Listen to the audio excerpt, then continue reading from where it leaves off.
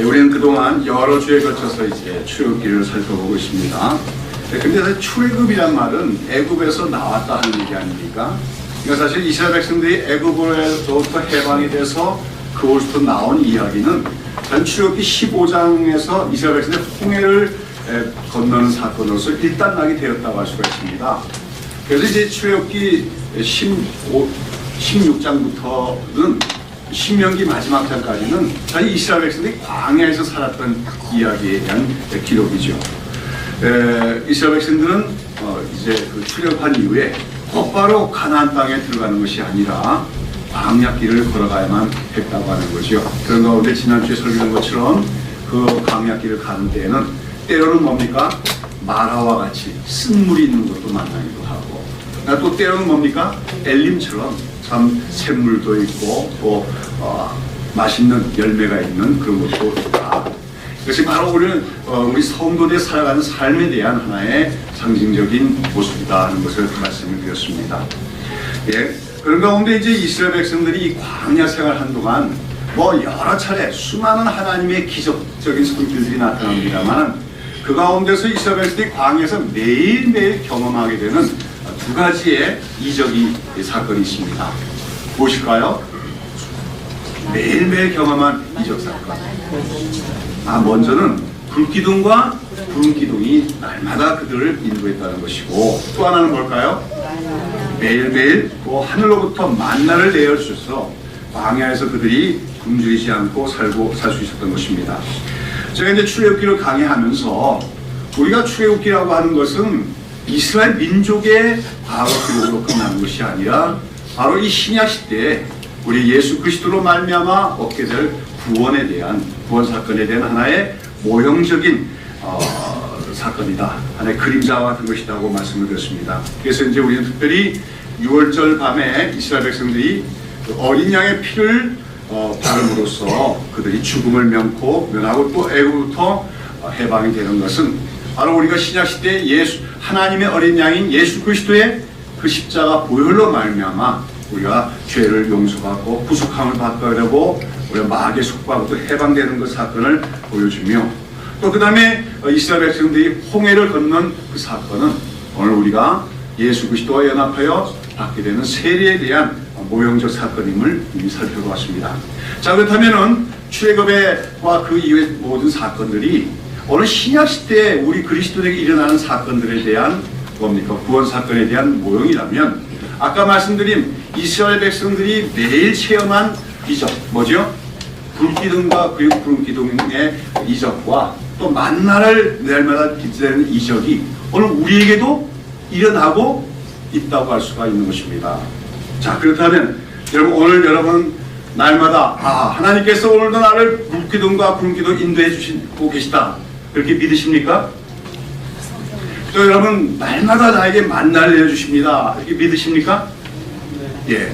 혹 어떤 분은 이렇게 생각할지 몰라요. 그때처럼 정말 불기둥 구름기둥이 나타나면 얼마나 좋을까. 어디로 갈지 모를 때마다 불기둥 구름기둥이 나서 이리로 가라 저리로 가라 인도해 주면 얼마나 좋을까, 이렇게 생각하시는 분은 혹 안 계신지 모르겠어요. 또 어떤 분은 오늘날도 매일매일 만나를 내려주시면 얼마나 좋겠나, 또 그렇게 생각하는 분은 없을지 모릅니다.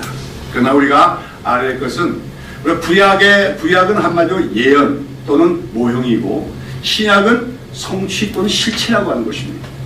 그래서 불기둥과 구름기둥 사건 또는 만나의 사건, 이 모든 것은 신약 시대 우리 그리스도인들에게 임할 더 큰 은혜에 대한 하나의 상징에 지나지 않는다, 모형에 지나지 않는다는 사실을, 그림자에 지나지 않는 사실을 우리는 알아야 된다는 겁니다.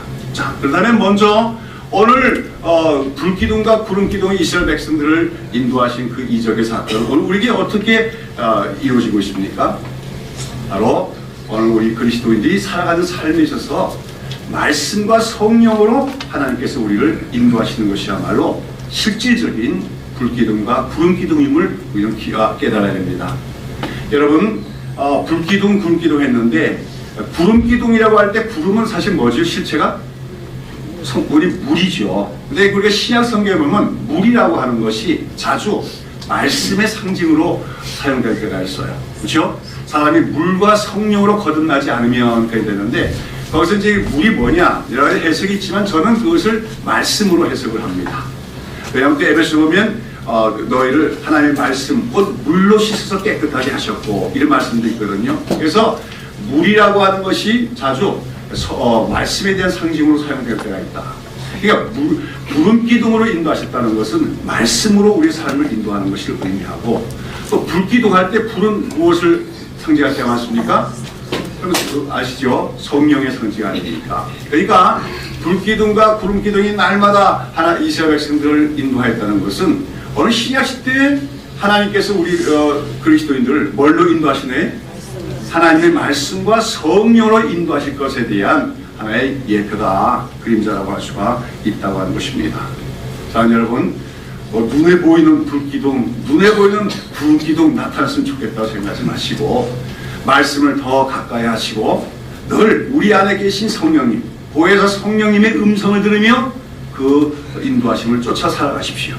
그럴 때 이스라엘 백성들이 불기둥과 구름기둥을 인도를 받아서 마침내 그 목적지인 가나안 땅에 들어갔듯이 우리도 그 진짜 실체인 불기둥과 구름기둥의 실체인 말씀과 성령의 인도함을 받음으로써 우리 마침내 하늘나라에 다 들어가게 될 수 있는 줄로 믿습니다. 자, 그렇다면 이스라엘 백성들이 이 날마다 불기둥과 구름기둥을 인도함을 받은 것과 더불어 또 하나 보죠. 날마다 경험한 이적이 날마다 하늘로부터 내는 만나를 먹은 일이었습니다. 오늘 우리가 출애굽기 16장의 뒤쪽만 읽었는데 앞부분에 보면 어떤 얘기 나옵니까? 이스라엘 백성들이 먹을 양식이 없다고 원망을 하는 얘기가 나와요. 그래서 하나님께서 거기에 대해서 만나를 내려주시는 이제 이야기가 나옵니다. 자, 이스라엘 백성들이 애굽에서 나올 때 그들은 임시로 먹을 양식들, 기껏 한 며칠 먹을 수밖에 그거밖에는 못 갖고 나왔을 거예요. 그래서 이제 광야길을 가다가 얼마 가지 않아서 갖고 나온 양식이 다 떨어지게 됐습니다. 그래서 그들은 이 광야에서 이제 우리는 다 굶어 죽게 생겼구나, 그렇게 불평하며 이럴 바에야 우리가 차라리 애굽 땅에서 뭡니까? 그냥 거기서 죽었으면 더 좋았지 않겠는가, 이렇게 모세와 아론에게 원망을 합니다. 그래서 하나님께서 이때 날마다, 물론 메추리에 대한 얘기도 나오지만 무엇보다 중요한 것은 날마다 만나라고 하는 음식을 하늘로부터 내려주실 것이다. 새벽마다 만나를 내려주심으로써 이스라엘 백성들이 그것을 일용할 양식으로 먹게 하셨습니다. 그래서 이스라엘 백성들은 이제 40년 광야 생활한 동안에 광야에서는 농사를 지을 수도 없고 곡식도 나지 않지만 그런 가운데서도 그들은 그 광야에서도 먹을 양식이 없어 굶어 죽지 않고 살살 살아갈 수가 있었다고 하는 것입니다.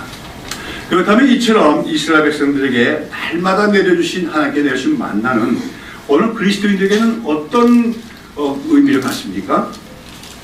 여러분, 오늘도 우리에게 하나님이 어떤 만나를 내려주시면 좋겠어요? 여러분 가정에도 날마다 만나를 내렸으면 좋겠지요? 한번 눌러봤으면 좋겠지요? 여러분 부엌에 아침마다 일어나가 보니까 만나가 쫙 쌓여있는 그런 기적이 났으면 좋겠습니까? 예. 그러나 우리는 사실은 이미 하나님께서 날마다 만나를 공급해 주시는 그 은혜를, 그 이적을 경험하고 있다는 사실을 깨달아야만 됩니다. 그러면 그럼 매일 하늘로부터 내려오는 만나는 무엇일까요? 무엇입니까? 네, 많은 성도들이 말씀이요 그래요. 저는 그 많은 성도들이 생각이 신령해서 그런 대답이 나오는데 어떤 목사님도 그렇게 많이 그렇게 해석을 하더요. 그래서 이 만나를 하늘로부터 내려오는 영의 양식이다, 그렇게 해석하면서 하나님의 말씀이라고 해석을 합니다. 특별히 이제 그 만나가 언제 내렸어요? 새벽에 내려왔으니까 우리도 새벽 기도에 나오면 거기서 말씀을 받으면 그것이 만나를 받아 먹는 것이다, 이렇게 해석하고 적용을 하기도 하는데 아주 틀렸다고 볼 수는 없을 거예요. 그러나 우리는 그처럼 만나를 꼭 영적인 양식 이런 걸로 해석해야만 그것이 더 신령한 해석이 되는 게 아닙니다. 여러분, 그것보다는 만나라고 하는 것, 하나님이 매일매일 이스라엘 백성들이 내려오신 만나라고 하는 것은 하나님께서 자기 백성들에게 공급하신 일용할 양식으로 보는 것이 그냥 좋습니다. 그러면서 그처럼 매일 만나가 내린 사건이 우리에게 말해준 것은 하나님께서는 자기 백성을 이 땅에서 영적으로 구원해 주실 뿐만 아니라 또 육신에 필요한 양식, 일용할 양식도 공급해 주시는 분이다 하는 것을 우리에게 말해주고 있다는 것입니다. 그렇게 해석한다고 해서 육체적인 해석이 아니에요. 우리가 일용할 양식도 하나님이 주시는 것이다. 우리가 일용할 양식을 먹되 이것도 하나님이 은혜로 공급해 주시는 것을 믿으면 그것이 신령한 해석이 되고 영적인 적용이 된다고 하는 것입니다. 여러분, 오늘도 아침 식사를 하고 나오셨겠지만, 물론 다이어트하는 분은 안 먹었겠지만, 아침 식사 하시면서 우리가 매일매일 먹는 그 양식이 바로 하나님이 주시는 은혜다. 하나님이 주시는 그 기적이라는 생각을 하고 계십니까? 우리는 여러분 주님이 가르치신 기도를 할 때마다 뭐라고 기도합니까? 오늘날 우리에게 일용할 양식을 주옵소서 그렇게 기도합니다. 다시 말해서 일용할 양식이 그냥 주어지는 게 아니라 우리가 기도하니까 하나님이 주신다는 거예요. 우리가 주기도를 할 때마다 오늘도 우리에게 일용할 양식을 주옵소서 이렇게 기도를 한다는 것은 무슨 뜻이냐 하면 오늘도 우리가 날마다 이 땅에서 양식을 먹고 사는 것이 그것이 뭐 인간의 힘으로 되어지는 것이 아니라 일용할 양식 그 하나하나가 다 하나님의 주신 은혜와 하나님의 도우심이로만 되어지는 것이다 하는 것을 우리가 고백하는 것이라고 할 수가 있는 것입니다. 세상 사람들은 어떻게 생각합니까? 자기 노동력으로, 자기 힘으로, 자기 능력으로 먹을 것을 뭡니까? 마련해서 먹고 산다고 생각을 합니다. 그러나 우리는 그리스도인들은 물론 우리가 먹을 양식을 위해서 직장을 갖고 일터에 나가서 일을 하기는 하지 말지라도 하나님께서 은혜로서 우리에게 일용할 양식을 주시지 않으면 우리는 매일 먹을 수가 없다는 사실을 우리는 사실 주기도문을 통해서 늘 고백하고 있다고 하는 것입니다. 여러분 오늘도 우리는 일용할 양식, 날마다 양식을 먹을 수 있는 것이 우리의 힘으로 된 것이 아니라 하나님의 은혜로 오신 기적의 손길 때문이라는 사실을 믿는 마음으로 고백할 수 있어야 됩니다. 다시 말하자면 꼭 하늘로부터 무슨 만나 같은 그런 희한한 음식이 떨어져야 그것이 기적이 아니라 우리가 오늘 매일 살아가면서 매일 먹는 그 식탁의 양식이 다 하나님이 베푸시는 은혜요 기적임을 믿고 고백할 수 있어야 한다는 것입니다. 여러분 아까 제가 매일 만나가 내렸으면 좋겠습니까? 정말로 그렇게 물어봤지요. 어떨까요? 매일 만나 내렸으면 좋겠어요? 그렇게 해서 여러분 매일 그 만나만 그냥 손편일주로 매일 그 만나만 먹는 것과 여러분 오늘 우리가 먹는 것처럼 오늘은 채식을 먹었다가 내일 육식을 먹었다가 뭐 또 여러 가지 탕을 먹었다가 번갈아가면서 이것도 먹고 또 저것도 먹는 거하고 어느 게 더 좋은 겁니까? 매일 기적적으로 만나만 먹는 게 좋을 것 같아요. 여기 출애굽기 이하에 얘기해 보면 이스라엘 백성들이 맨날 만나만 먹었더니 나중에 질려가지고 맨날 이 박한 음식을 먹는다고 우리가 애굽에 있을 때 수박도 먹고 참외도 먹고 고기도 먹고 그럴 때가 더 좋았다고 불평하는 걸 봅니다. 근데 우리는 오늘 그 매일 똑같은 음식 먹는 게 아니라 참 여러 가지 음식을 또 조리해서 맛있게 해서 먹고 있지 않습니까? 그러니까 우리는 만나보다 더 좋은 걸 매일 먹고 있다. 이렇게 생각할 수 있어야 된다는 거죠. 그렇기 때문에 우리는 광야에서 이스라엘 백성들보다 더 큰 은혜를 받고 있는 것이고 더 큰 기적을 우리가 일어나고 있는 것이다 하는 인식이 필요한 줄로 믿습니다. 자, 오늘도 우리가 양식을 먹을 때마다 하나님의 은혜다, 하나님의 기적이다 하는 믿음이 우리에게 필요해야 됩니다. 왜요? 오늘날도 우리가 물론 아까도 얘기한 것처럼 우리가 양식을 위해서 일을 합니다만은 궁극적으로 우리에게 일용할 양식을 주시는 분은 하나님이심을 우리는 기억해야 됩니다. 오늘도 우리가 일할 수 있는 일터가 있고 또 그 일터에서 일할 수 있는 노동의 능력이 있고 그러므로 먹을 양식이 생기는 것이 하나님의 기적이라는 거죠. 이 세상 곳곳에는 일할 수 있는 능력이 없기에 양식을 구하지 못하는 사람이 있습니다. 더 일할 수 있는 능력이 있어도 일자리가 없고 일터가 없기 때문에 양식 구하지 못하는 사람들도 많습니다.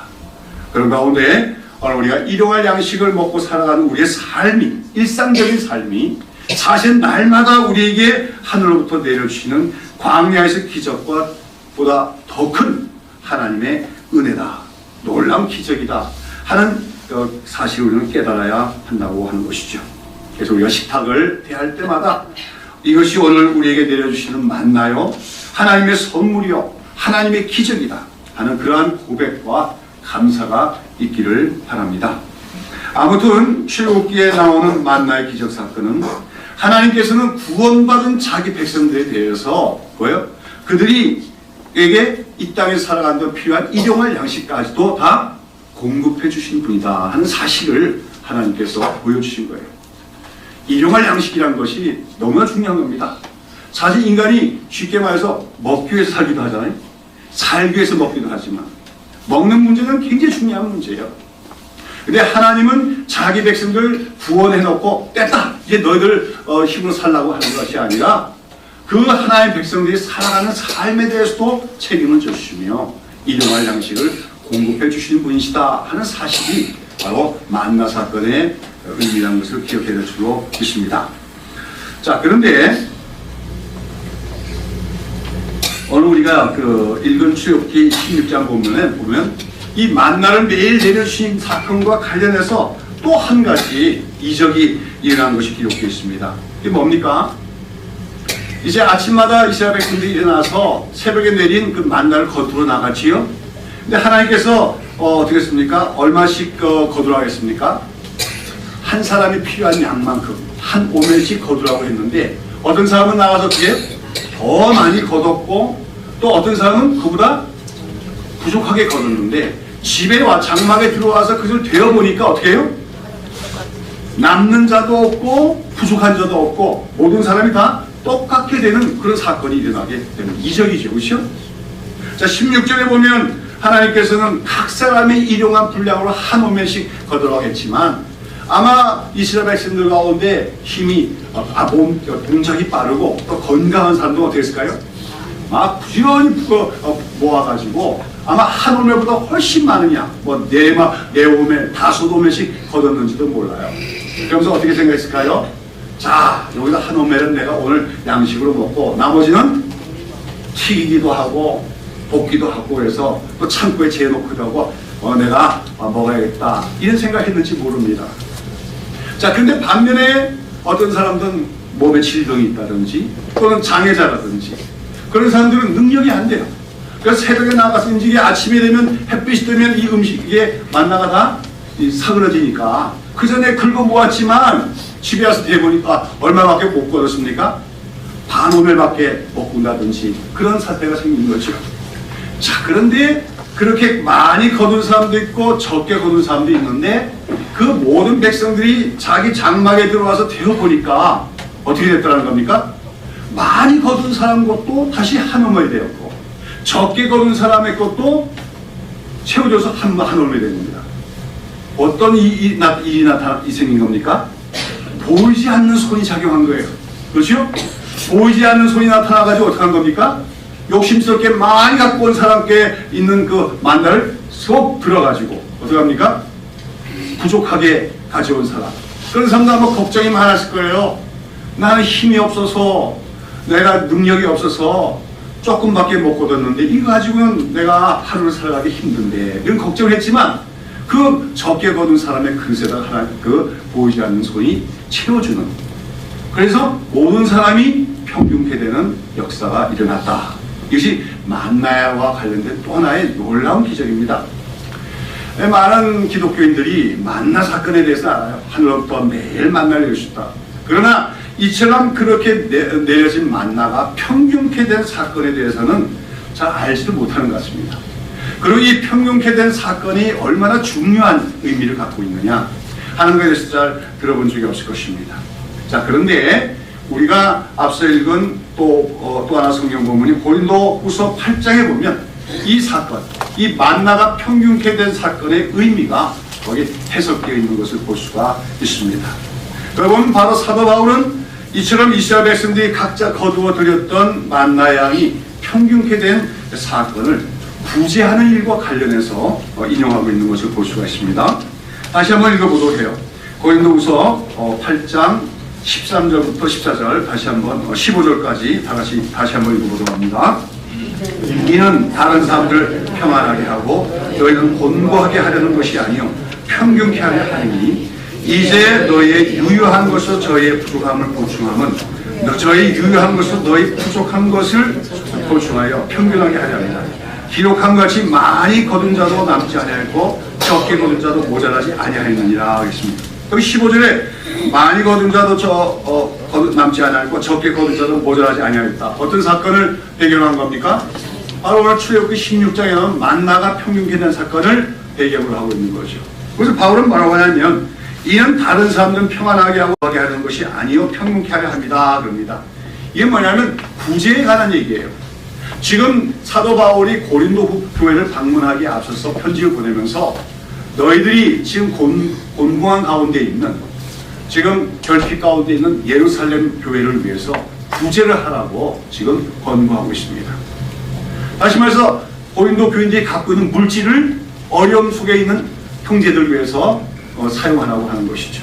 그러면서 내가 이렇게 너에게 구제하라고 한 것은 너희는 힘들게 하고 어렵게 하고 그러면서 그 다른 사람들을 평안케 하는 것이 아니라 평균케 하려 하는 것이다. 그리고 그렇게 하는 것이 바로 하나님의 뜻으로서 광야에서 만나가 평균케 된 사건을 통해서 하나님의 뜻이 그렇게 나타났었음을 사도 바울은 설명하고 있습니다. 바울은 이 고린도후서 본문 이 구제에 대한 그 교훈의 말씀 속에서 광야에서 만나가 평균케 된 사건은 바로 하나님께서 하나님의 백성들의 공동체가 어때야 됨을 보여주신 하나의 계시적 사건으로 해석을 하고 있습니다. 즉, 이 땅에 있는 하나님의 백성들 가운데서는 너무 부유한 자도 있고 너무 가난한 자와 이 불균형이 있어서는 안 된다는 거죠. 그런 가운데 어떤 사람은 더 능력이 있을 수가 있습니다. 더 많이 가질 수가 있습니다. 그러나 그 많이 가진 것을 힘써 나눠서 부족한 자들, 결핍된 자들 채워주는 것. 그것이 바로 만나가 평균케 된 사건의 신약적인 성취다. 그렇게 바울은 설명을 하고 있다고 하는 것입니다. 사도 바울이 이 고린도후서를 기록할 당시에 우리 기독교 복음의 진원지인 예루살렘 교회는 여러 해 동안 그 흉년이 계속돼 가지고 아주 극심한 가난 가운데 있었습니다. 그래서 사도 바울은 이런 예루살렘 교회를 돕기 위해서 자기가 선교에 세운 여러 이방 교회들, 소아시아 지역과 유럽 지역에 있는 교회들을 방문하면서 구제 헌금을 독려했습니다. 예루살렘 교회를 돕자. 따지자면 그 예루살렘 교회가 로부터 우리가 복음을 받은 것이 아니냐. 그러면서 우리가 힘써 그 형제들을 돕자. 근데 이건 대단히 중요한 것이 뭐냐면은 예수 안에서는 모든 교회가 하나라고 하는 사실을 선포하는 의미가 있기 때문입니다. 피부색이 다르고 민족이 다르고 문화가 다르지만 그리스도 안에서 우리는 하나의 형제요 하나의 공동체임을 나타내는 행위가 바로 구제라고 하는 것이죠. 그러면서 그 구제하는 일을 사도 바울은 권면하면서 그것이 바로 광야에서 하나님께서 만나를 평균케 하신 그 사건의 의미다. 그 하나님 보여주신 하나님의 뜻이다 하는 것을 설명하고 있다고 하는 것이죠. 그러면서 오늘도 우리 교회들이 그러나 여기서 보면 사도 바울은 억지로 할 것이 아니라고 했습니다. 자발적으로. 그러니까 고린도 교회는 조금 부자들이 좀 있는 교회지요. 좀 여유가 있는 교회인데 그 교회 교인들이 힘써 구제를 하여서 지금 궁핍박 가운데 있는 예루살렘 교회를 도울 때 그것이야말로 바로 광야에서 만나가 평균케 된 사건의 이적의 신약적인 성취다, 실현이다. 그렇게 적용을 하고 있는 것입니다. 오늘 우리는 이 사건을 통해서 우리는 하나님의 뜻이 오늘 이 땅을 바라보시는 하나님의 뜻이 무엇인가, 특별히 하나님의 교회를 향하신 하나님의 뜻이 무언가를 깊이 깨닫는 우리가 될 줄로 믿습니다. 오늘 우리가 살아가고 있는 이 세상 현실을 보면 어떤 사람들은 너무 부유한데 어떤 사람들은 너무 가난합니다. 이것은 타락한 인간들이 그의 그 죄악된 이기심이 만들어낸 결과로서 오늘 우리가 살고 있는 이 세상에 존재하는 경제적 불균형과 불평등의 근본적인 원인은 인간들의 죄악된 이기심과 자기 중심적인 소유욕에 있다고 하는 것입니다. 오늘날도 서구의 어떤 나라 백성들은 더 풍요롭게 살기를 바라면서 위정자들에게 더 많은 소득을 올리게 해달라고 요구합니다. 그러나 반면에 아프리카나 아시아의 어떤 지역의 사람들은 도무지 인간다운 삶을 살 수 없는 그런 절대적인 빈곤 상태에 놓여 있습니다. 그리고 그러한 전 세계적인 빈익빈과 부익부의 현상은 날이 갈수록 더 심해지면 심하다고 있습니다. 그런데 이것은 국제적으로만 그런 건 아니죠. 지금 우리나라만 해도 그렇지 않습니까? 경제적 소득이 올랐다고 했지만 날이 갈수록 빈부 격차가 심해지고 있습니다. 지금 우리나라는 세계에서 불행지수가 가장 높은 나라라는 통계가 나오고 있어요. 불행지수가 뭔지 압니까? 국민들이 나는 불행하다 생각하는 지수예요. 행복지수가 제일 높은 나라가 어느 나라 있습니까? 저는 제가 말씀드렸는데 부탄인가? 그 나라가 제일 행복지수가 높대요. 그런데 지금 OECD 국가 중에서 불행지수가 제일 높은 나라가 어느 나라라고요? 한국이랍니다. 우리나라 사람들이 제일 불만이 많대요. 불평이 많대요. 불행하다 생각했대요. 왜 그럴까요? 그 중요한 원인 중에 하나가 날이 갈수록 심화되는 소득 간의 격차라고 할 수가 있습니다. 분명히 경제 전체적인 국가적인 부는 증대하고 있고 세계 100대 부자에 들어갈 만한 부자들까지도 이 땅에서 나오고 있지만 절대적인 빈곤의 가운데 있는 백성들의 숫자는 오히려 많아지고 있고 수많은 백성들이 상대적인 박탈감에 있다고 하는 것입니다. 그것이 사람들은 불행하게 느끼게 하고 있어요. 그 결과 자살도 서슴지 않는 그런 사회 풍조가 일어나고 있다고 하는 것입니다. 그런 가운데 우리는 하나님은 이 세상을 바라보실 때 어떤 마음을 갖고 있는가를 알아야 됩니다. 그리고 하나님의 마음이 나타난, 이 땅을 바라보시는 하나님의 마음이 나타난 사건이 바로 그 만나가 평균케 된 사건이었다는 것이죠. 아까도 말씀드린 것처럼 뭡니까? 동작이 빠르고 능력 있는 사람들은 많이 긁어 모을 수가 있었어요. 자기가 일상적으로 먹을 수 있는 것에 몇 배로 거둘 수도 있습니다. 자본주의식의 논리로 한다면 어떻게 하면 됩니까? 그럼 자기가 많이 거둔 거니까 그걸 가지고 자기가 별미 음식을 만들어 먹었던 창고에 쌓아놓던 시비를 걸 사람이 없는 거죠. 또 능력이 없어서 적게 거둔 사람은 자기 탓이니까 그냥 자기가 그 적게 거둔 거 가지고 배고를 골며 살 수밖에 없다는 게 타락한 자본주의의 논리겠지요. 그러나 오늘 이 본문에 보면 하나님께서 그런 불공평한 상황에 직접 개입하셨습니다. 사람들의 눈에 보이지 않는 그 손길이 나타나서 부자들의 것을 덜어가지고 가난한 것을 채우시는 그런 역사가 나타났는데 그것은 하나님이 이 땅을 바라보시는 하나님의 마음, 하나님의 뜻의 표현이었습니다. 타락한 이후로 이 인간 사회에서 생겨난 현상 중에 하나가 불공평입니다.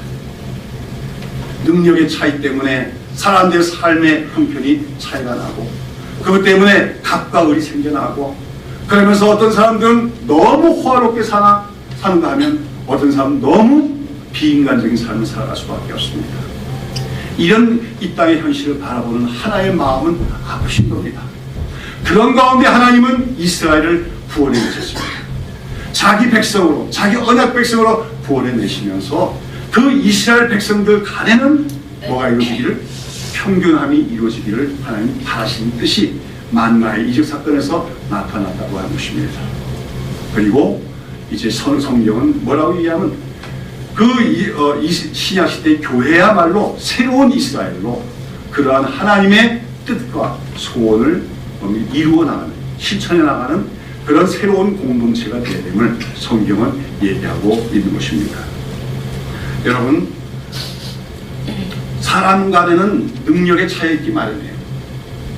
그건 어쩔 수가 없어. 그러나 그 능력의 차이가 있더라도 그들이 거둬들인 소득과 그 그릇에 있어서는 격차가 심해지지 않고 어느 정도에도 평균에 가까워지는 것. 그것이 바로 하나님께서 이 땅에 시행하시고자 하는 구원의 한 측면임을 우리는 기억을 해야 됩니다. 그런 가운데 하나님께서 먼저 하나님께서 구원하신 이스라엘 사회가 공동체가 그렇게 되기를 바라셨던 것이고, 이제 신약 시대에는 교회가 그런 일을 또한 앞장서서 실현해야 됨을 하나님 말씀하고 계시다고 하는 것이죠. 오늘 우리가 평균하게 대하는 것, 이것을 얘기하면 잘못하면 공산주의 사상을 얘기하는 걸로 오해되기 쉬운데, 제가 이렇게 말씀을 드리는 것은 결코 우리가 공산주의를 지향하자고 하는 것은 아닙니다. 사도 바울도 얘기하잖아요. 교회에 대해서 부재하는 것을 억지로 하지 말라 했습니다. 강제로 하지 말라 했습니다. 자원하여 자발적으로. 특별히 사도 바울은 무슨 말 합니까? 너희가 그리스도의 은혜를 아는 자로서 그랬습니다. 이 말은 무슨 말입니까? 우리가 예수를 믿습니다. 예수님의 은혜로 구원을 받은 자를 고백합니다. 그리고 정말로 우리가 주님의 은혜로 구원을 받은 자라면 그런 말이죠. 그렇다면 우리는 어떤 다른 사람의 강제에 의해서, 어떤 제도에 의해서 어쩔 수 없이 하는 것이 아니라 자발적으로 기쁜 마음으로 나눌 수 있어야 된다는 거죠. 그래서 나의 그 물질적인 사용이 이 땅에 그 심화되어 있는 불공평을 조금이라도 뭡니까? 바로잡는데 쓰임받을 수 있어야 그것이 바로 구원받은 하나님 백성의 삶이다 하는 것을 사도 바울은 설명하고 있다고 하는 것입니다. 여러분, 공산주의 혁명은 어쩌면 바로 이것을 한번 실현해 보려고 하는 인본주의적인 발상이었지만 그것은 실패로 끝나고 말았습니다. 그런 가운데 우리가 성경을 보면 이런 평균케 되기를 바라시는 하나님의 뜻이 교회 안에서 실현됐던 것을 우리가 볼 수가 있습니다. 그것이 이제 바로 사도행전에 나오는 초대 예루살렘 교회의 모습이죠. 우리 사도행전 4장 32절부터 35절까지 한번 보십시다. 사도행전 4장 32절에서 35절.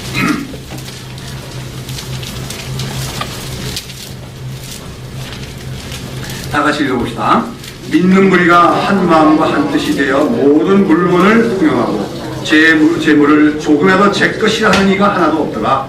사도들이 큰 권능으로 주 예수의 부활을 증거하니 무례가 큰 은혜를 걸어 그 중에 핍절한 사람이 없으니 이는 밭과 집 있는 사람을 팔아 그 판 것의 값을 가져다가 사도들의 발 앞에 두매 저희가 각 사람의 필요를 따라 나눠줍니다 했습니다. 예루살렘 교회는 아시다시피 사도행전 1장과 2장에 보면 예수님이 승천하신 후에 성령을 보내주시고 그 성령의 충만함으로 세워진 교회가 예루살렘 교회였습니다. 그처럼 교회가 성령에 충만하자 교회가 어떤 공동체가 됩니까? 사랑의 공동체가 됩니다. 날마다 말씀을 받습니다. 말씀에 근거하여서 서로 또 사랑으로 하나가 되는 가운데 특별히 그 초대교회 성도들에게 일어난 변화 중에 하나가 뭐냐면 물질에 대한 탐욕과 소유욕을 버린다는 것이죠. 여러분, 오늘 예수 믿고 은혜 받았다고 하면서 여전히 물질을 내 것이라고 주장하며 소유욕을 주장하는 사람은 사실 은혜 받지 않은 사람입니다. 성령을 받은 사람의 특징의 하나는 내 것을 내 것이라 주장하지 않습니다. 성령을 받으면 달리 말하면 내 것이 내 것이 아니라 다 주님의 것이라고 고백하는 걸로 변화되는 것을 의미합니다. 그랬더니 어떻게 됐습니까? 예루살렘 교회가 그렇게 넉넉한 교회는 아니었지만 그래도 그들 가운데는 좀 부유한 자들이 있었습니다. 그 대표적인 예가 바나바 같은 사람인데 그들이 다 부유한 자로서 자기 가진 물질을 가지고 넉넉하게 살고 내 것이라 생각하고 살던 사람들이지만 성령의 충만을 받고 하나님의 은혜를 받고 보니까 내 게 아니에요. 다 주님의 것이고 이건 어디까지나 주님께서 형제들의 어려움을 돕고 부족한 자들 걸 채우라고 하나님이 주신 물질임을 깨닫고 그것을 다 어떻게 합니까? 교회 앞에 내놨다는 거죠. 그래서 그걸로 가난한 자들, 과부나 고아들을 구제하고 했더니 그 예루살렘 교회 내에 어떤 자가 없었어요? 핍절한 자가 없더라. 적어도 의식주 문제에서 가장 기본적인 욕구도 채우지 못하는 그런 절대 빈곤자가 없게 되었다는 겁니다. 그리고 이 사도행전 4장 그 이후의 기록 보면 이렇게 하여 날마다 구원받는 자를 하나님께서 더하셨다고 얘기합니다. 초대교회가 복음의 확장이 이루어진 중요한 요인 중에 하나는 그 교회가 그러한 물질을 공유하는, 물질을 서로 나누는, 다시 말해서 물질이 평균케 되는 그런 하나님의 은혜의 역사가 나타나니까 그 결과 복음이 증진되었다고 성경은 말하고 있다고 하는 것이죠. 사랑하는 여러분, 오늘도 우리는 이 만나가 평균케 된 사건을 통해서 우리 하나님께서 우리에게 보여주신 하나님의 마음을 이해하는 저와 여러분이 되야 될 줄로 믿습니다. 하나님의 이 땅에 있는 불공평을 보시며 마음 아파하신 분입니다. 하나님의 이 땅에 있는 뭡니까? 그 빈부격차 심화되는 것을 보고 매우 가슴 아파하신 것입니다. 그런 가운데 참으로 은혜 받은 자, 참으로 하나님 믿는 참된 하나님 백성은 무엇입니까? 우리가 힘써 일을 하고 또 능력껏 일해서 많은 것을 우리가 벌어들일 수 있고 소유할 수 있지만 그것으로서 평균케 하는 일을 쓸 수 있는 사람이 바로 은혜 받은 성도라고 성경은 얘기하고 있는 것이죠. 앞서 읽은 우리가 고린도후서 8장 9절에 보면 바울은 뭐라고 합니까? 우리 주 예수 그리스도의 은혜를 너희가 알거니와 부유하신 자로서 너희를 위하여 가난하게 되심은 그의 가난함을 인하여 너희로 부욕게 되게 하려 하심이라고 했습니다. 그는 먼저 우리 주 예수 그리스도의 은혜를 너희가 알거니와 그럽니다. 오늘 우리가 예수를 믿지만 달리 말하면 우리는 예수님의 은혜를 아는 자들입니다. 알지 않고 어떻게 믿겠습니까? 그 은혜가 어떤 거였습니까? 예수님이 우리를 구원하실 때 그냥 구원하신 게 아닙니다. 무슨 하늘에서 낚싯줄 내려가지고 구원하신 게 아니죠. 그분께서는 우리를 구원하시기 위하여 하늘에서 이 땅으로 내려오셨습니다. 가장 부유한 자시지만 모든 것을 다 버리시고 가장 낮은 자리로 나오셔서 자기 스스로 가난한 모습으로 이 땅에서 사셨습니다. 그리고 심지어 십자가에 죽기까지 낮아지셨습니다. 그것으로 말미암아 우리를 구원하시고 우리를 천국을 소유하는 부유한 자로 만들어주신 것이 주님의 은혜라고 하는 것입니다. 우리가 바로 그런 주님의 은혜로 구원을 받은 자이고 우리가 바로 그런 주님의 은혜를 아는 자라면 우리도 마땅히 그렇게 하는 것이 올바른 성도의 도리임을 사도 바울은 얘기하고 있다고 하는 것입니다. 우리는 예수님을 입으로만 주여 주여 고백하는 자가 아니라 특별히 물질적인 면에서 나눔, 섬김, 그걸 통해서 평균케 되는 일에 우리가 동참하는 것을 통해서 우리가 참으로 하나님의 은혜를 받은 자임을, 참된 하나님의 백성임을 실천하는 삶이 우리에게 있어야 될 줄로 믿습니다.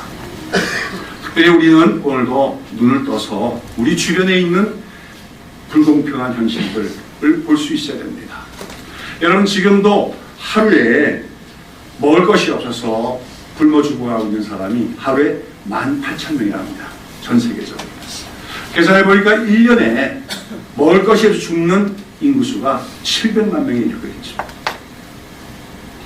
그리고 사실은 먹고 살기는 하지만 영양 부족 상태에 있는 사람이 전 인구의 3분의 1이 됩니다. 전 세계 인구의 3분의 1이 영양 부족 상태에 있다고 하는 것이죠. 우리 사회만 해도 마찬가지입니다. 아직까지도 초등학교나 중학생들 가운데 결식아동들이 적지 않이 있다고 하는 것입니다. 뭐 그런 것 때문에 사실 무상복지, 그 애들 무상급식 문제가 나왔던 거 아니겠습니까? 이런 가운데 오늘 우리는 우리에게 있는 물질을 평균케 하는 일에 삶을 사용함으로써 하나님의 소원을 이루어드리며 하나님의 백성을 입증하는 삶을 살아야 합니다. 특별히 오늘날에 우리 한국교회가 이 평균케 하는 일이 얼마나 중요한 일인가, 그것을 깨닫고 더 이상 교회가 자기 자신만을 꾸미고 자기밖에 모르는 이기심과 탐욕의 우상을 버리고 물질로서 나눔을 통하여서 평균케 하는 일에 앞장서는 하나님의 교회로 거듭나는 역사가 있어야만 할 줄로 믿습니다. 그리고 더 나아가서는 우리 그리스도인들이 이 땅에 많이 살고 있는데, 교회들이 이렇게 많은데 우리 사회가 점점 더 이 소득격차가 나고 불균형이 심해지는 나라가 돼서는 안 됨을 깨닫고 그것을 먼저 우리가 기도하는 일에 힘써야 돼요. 정책적인 변화가 일어나기를 우리가 기도해야 됩니다. 위정자와 통치자들이 정말 하나님을 아는 사람들이 됐으면 좋겠어요.